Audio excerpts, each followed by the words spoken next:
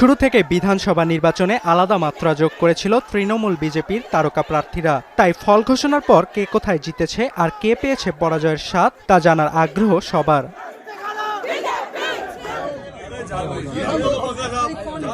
এবারের মেগা লড়াইয়ে সবার চোখ ছিল সোনারপুর দক্ষিণের দিকে। আসনটিতে বিজেপির হয়ে রূপা গাঙ্গুলি ও তৃণমূলের হয়ে লড়াই করেন লাভলি মৈত্র।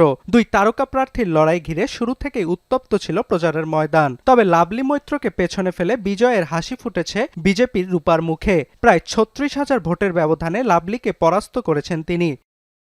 এদিকে করিমপুরে ভোট গণনার প্রথম কয়েক রাউন্ডে এগিয়ে থাকলেও কাঙ্ক্ষিত বিজয় পাননি টালিউড অভিনেতা সোহম। ১২,০০০ ভোটের ব্যবধানে হেরেছেন পদ্মফুলের প্রার্থী সমরেন্দ্রনাথ ঘোষের কাছে। বরানগরেও বিজেপি নেতা সজল ঘোষের কাছে পরাজিত হন আরেক মেগাস্টার সায়ন্তিকা।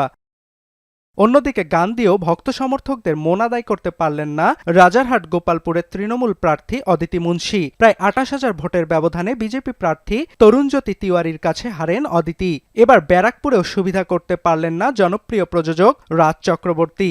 বিজেপির কৌস্তব বাগচির তোপে কাটা পড়েছে তার বিধায়ক হওয়ার পথ।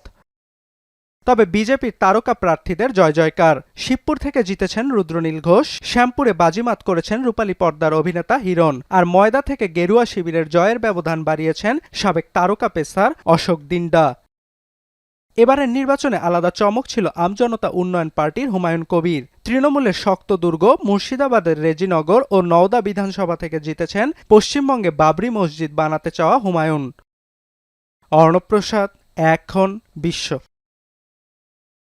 ৭২ ঘন্টা ময়েশ্চার লক সমৃদ্ধ লিলি বডি ওয়াশ। শিয়া বাটারের গুডনেস স্কিন রিপেয়ার করে রাখে সফট ও গ্লোয়িং।